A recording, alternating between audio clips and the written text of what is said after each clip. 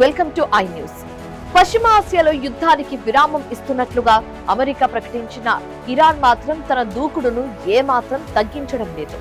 పైగా ఇప్పుడు గల్ఫ్ దేశాలకు ఒక భయంకరమైన అల్టిమేటం జారీ చేసింది. అమెరికా సైనికులు బస చేస్తున్న హోటల్స్ ను, కార్యాలయాలను తమ లక్ష్యాలుగా ప్రకటించి ప్రపంచాన్ని ఉలిక్కిపడేలా చేసింది. అమెరికన్స్ కు ఆశ్రయం ఇచ్చే హోటల్స్ ను అమెరికా ఆస్తులుగానే పరిగణిస్తామని, వాటిపై దాడులు చేస్తామని ఇరాన్ హెచ్చరించింది. అసలు ఇరాన్ వ్యూహం ఏంటి? ఈ హెచ్చరికల వెనుకున్న అసలు ప్రమాదం ఏంటి? ఇప్పుడు స్పెషల్ స్టోరీలో చూద్దాం. పశ్చిమాసియా యుద్ధ క్షేత్రంలో ఇప్పుడు పరిస్థితులు అత్యంత భయంకరంగా మారాయి.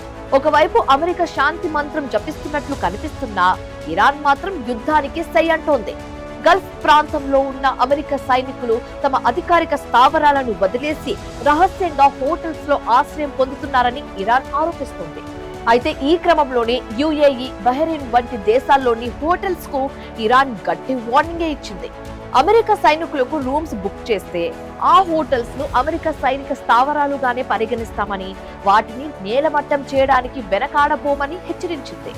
ఇరాన్ విదేశాంగ మంత్రి అబ్బాస్ అరాగ్జీ గురువారం చేసిన వ్యాఖ్యలు ఇప్పుడు దౌత్యపరంగా పెను దుమారం రేపుతున్నాయి. గల్ఫ్ దేశాల సామాన్య ప్రజలను అమెరికా సైనికులు మానవ కవచాలుగా వాడుకుంటున్నారు అని ఆయన తీవ్రంగా విమర్శించారు. హోటల్స్ లో ఉండడం ద్వారా తమపై దాడులు జరగకుండా సామాన్యులను అడ్డం పెట్టుకుంటున్నారని ఇరాన్ ఆరోపిస్తుంది. మేము చేతులు కట్టుకొని కూర్చోలేము, అమెరికన్స్ మాపై దాడులు చేస్తే మేము ఊరికే చూస్తూ ఉండాలా అంటూ ఇరాన్ సాయుధ దళాల ప్రతినిధి షికార్జీ ప్రశ్నించడం పరిస్థితి తీవ్రతకు అద్దం పడుతుంది. అంతేకాదు, ఇరాన్ తన హెచ్చరికల పరిధిని మరింత పెంచింది. సిరియా, లెబనాన్, జియాట్ దేశాలకు కూడా ఇరాన్ అల్టిమేటం జారీ చేసింది. ఈ దేశాల భూభాగాలను అమెరికా తన దాడుల కోసం ఉపయోగిస్తుందని, దీనికి ఆయా దేశాలు మూల్యం చెల్లించుకోక తప్పదని హెచ్చరించింది.